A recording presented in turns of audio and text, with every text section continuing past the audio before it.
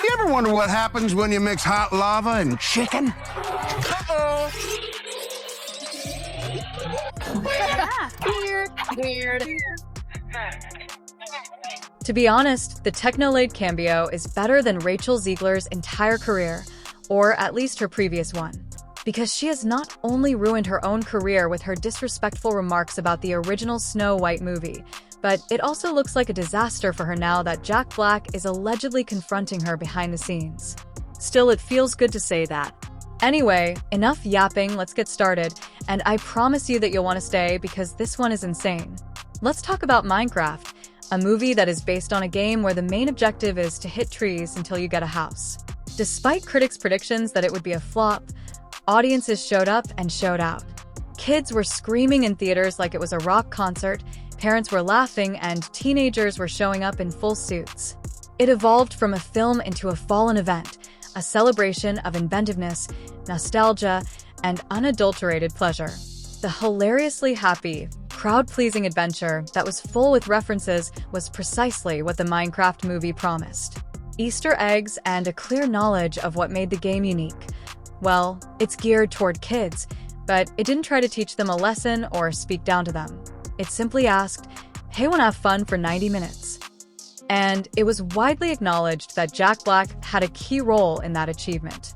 The man is essentially a chaotic Minecraft tutorial NPC who leads characters and viewers alike through the blocky madness in the film. However, he did it with such passion and heart that even the corniest one-liners, first we mine, then we craft, might go down as the year's weirdest cultural reset. He sang, joked, made kids laugh, made adults smile, and behind the scenes, he might have dropped the biggest truth bomb in Hollywood. This part is still just a rumor that I've seen circulating online and on YouTube, but it's gone viral, so it's practically entered legend status. According to behind-the-scenes reports, Jack Black allegedly confronted Rachel Zegler during the Snow White press tour. He asked her bluntly if calling critics trolls was really helping her. Instead of yelling or screaming, he asked calmly if it was a wise move to alienate the fan base. This is said to have been the moment when things fell apart. Whether the confrontation actually happened or not, people clung to the idea because it symbolized something real. One actor tried to protect the audience connection, while another seemed to treat that audience like an inconvenience. And now we go back to the Snow White movie's demise, which, by the way, should have been an easy win for Disney. Instead of honoring the legacy, they try to reinvent it completely, not update it, not modernize it with care, just rip it apart and tape it back together with a completely different message from the beginning. Rachel Zegler was out there mocking the original in interviews, calling the 1937 movie outdated, and mocking the idea of a prince saving a princess. The cartoon was made 85 years ago, and therefore it's extremely dated when it comes to the ideas of women being in roles of power and what a woman is fit for in the world. And so when we came to reimagining the actual role of Snow White, it became about the fairest of them all, meaning who is the most just and who can become a fantastic leader. And the reality is, Snow White has to learn a lot of lessons about coming into her own power before she can come into power over a kingdom. The famous statement, "People always come see me no matter what," followed. Yes, that did age like milk. I know that you've told me before that your version of Snow White is different, and it's more of a 2022 version of Snow White. What did you mean by that? I mean, the original cartoon came out in 1937, and very evidently so. There's a big focus on her love story with a guy who literally stalks her. Yeah. Weird. Super weird. So we didn't do that this time. And to everyone who hates when I win, the winged victory came to the Louvre in pieces, and people still line up to see her. And I can only hope that despite my flaws, and despite my cracks and my breaks, and there are many of them, that at every premiere and everything I do, people will wait in line to see. It wasn't just a bad movie. It became a visual representation of all the problems with contemporary remake machines, and the backlash wasn't limited to the usual suspects. Instead, viewers responded with memes and mocking videos of Reduce sitting by himself in empty theaters on the day of its premiere, surrounded by a sea of empty red seats. Even devoted Disney fans, The type who still cry at the first lines of "When you wish upon a star," were hoping for enchantment rather than perfection, and what they received felt more like a lecture about why magic is out of date. Behind the scenes, there was mayhem. According to reports, Disney executives were rushing test screenings, cutting entire scenes weeks before the premiere, ordering reshoots in a frenzy, and activating damage control. Bob Iger was even supposedly asked how a billion-dollar intellectual property become a billion-dollar nightmare. In the meanwhile, the Minecraft Film 1 was a family-friendly, light-hearted adventure that understood its audience, and the other was a joyless rebrand with the emotional depth of a student presentation on cacti.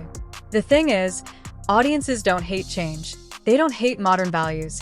They hate when stories lose their soul to chase a message.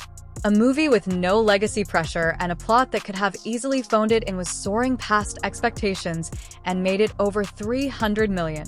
After 3 weeks, Snow White barely scraped past $160 million. While Jack Black offered audiences joy, Rachel Zegler brought them tension, and Snow White felt more like a reprimanding Minecraft than a story.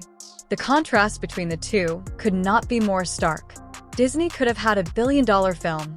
They had the brand, the nostalgia, the fairy tale, but they let it all fall apart in pursuit of a message no one asked for, delivered by a star who didn't seem to care, and now they're making a movie called Minecraft where Jack Black yells about Redstone is wearing the crown instead of Rachel Zegler recovering. One actor embraced the silliness and made it shine, while the other acted like she was too good for the role that made her famous. This is why the entire story has caused such a chill. She is a young, gifted woman, and while this may be a difficult chapter for her, the lesson is greater than herself. It serves as a warning to all studios that rely heavily on intellectual property. You can't just put a legacy name on a script and expect people to come if they feel unwelcome. Sometimes, all audiences want is to watch Steve punch a zombie in the face while Jack Black sings about it. This is because what Minecraft offered most of all was sincerity, which is what Hollywood consistently lacks. Every children's movie doesn't have to convey a grand ideological movement. Instead, it needs to make the audience feel as though the filmmakers genuinely enjoy what they're producing, and more importantly, that they enjoy the audience. There's something incredibly potent about a movie that says, "Hey, we're here to make you smile."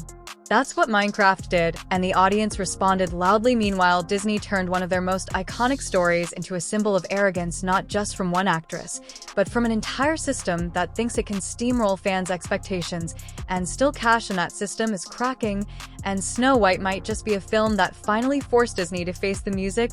Maybe they'll learn from this, maybe not, but either way the message is out, and let's be honest, when a movie built on 8-bit blocks meme, humor and zombie chickens manages to emotionally connect with an audience more than a Disney classic remake of a $250 million budget, you know something is off. It proves that fun isn't outdated, joy isn't cringe, and caring about your audience isn't optional. There's a real hunger for joy-driven storytelling, again, not manufactured hype or recycled messages, but the genuine spark that makes people want to go to movies in the first place. People want to feel something real. They want to be swept away, not reminded of everything wrong with the world, and Minecraft of all things understood that that's what makes this so wild. It wasn't a perfect film, but it knew its mission: bring people joy. Simple as that. This whole situation is a cautionary tale.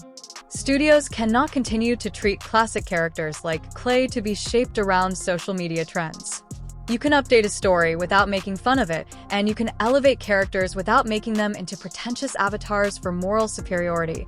I don't know how to put that, but the trick is to do with love for the source and love for the audience. So what? Maybe Disney listens, maybe they keep bumping into walls until their budget finally breaks, but for the time being, it's obvious that audiences are done settling and aren't scared to devote their time, love, and money to something that truly respects them. I would appreciate hearing your thoughts in the comments section. Should Disney take a break from remakes and concentrate on new ideas? Or, at the very least, stop rewriting the ones that already work? Was Rachel Zegler unfairly blamed? Or did she self-destruct with her press microphone and too much ego?